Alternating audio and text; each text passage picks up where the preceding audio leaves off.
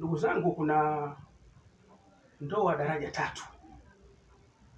Kuna ndoa ambazo ziko mtaani zinapumua, ziko hai, na kuna ndoa ambazo ziko ICU, yani zinapumulia mipira.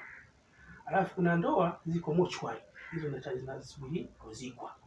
Sasa mimi lengo langu leo ni kuzungumzia hii ambayo iko ICU, ambayo iko katika chumba cha dharura, kwa sababu hii ni rahisi kuitibia, kwa sababu iliyokufa hawezi kuitibia, iliyokuwa hai tayari inajitegemea. Lakini hii ambayo iko ICU ni ndoa ili irekebishwe.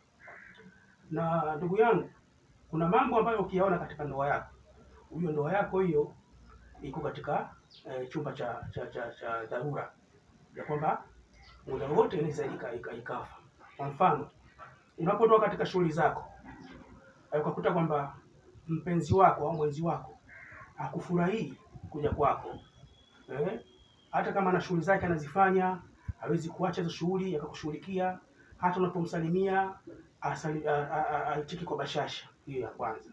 Lakini ya pili, muda mwingi wa usiku mtu anakuwa busy sana na mitandao au kwenye TV ya mitandao, ili kujaribu kuefusha muda, ili kwamba kute wewe tayari umesinzia.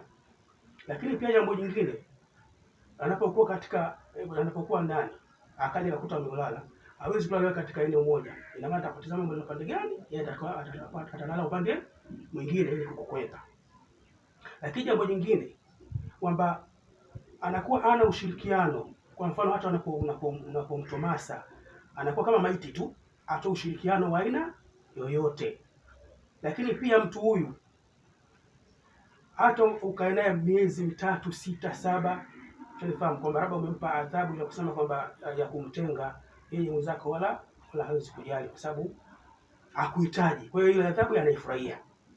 Lakini kingine ni kwamba kwa sababu gani basi ndoa zinakuwa katika design hizi, kwamba kuna sababu zipo. Ya kwanza, huenda mtu huyu ameingia ndoa kulazimishwa, au mahaba yamekwisha, au kingine kwamba mtu huyu labda ana mtu mwingine nje.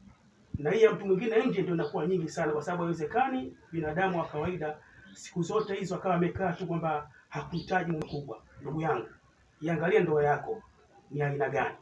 Mimi ndoa yangu iko mtaani, inapumua, ni imara. Sasa sijui wewe mwenzangu, ndoa yako ni aina gani?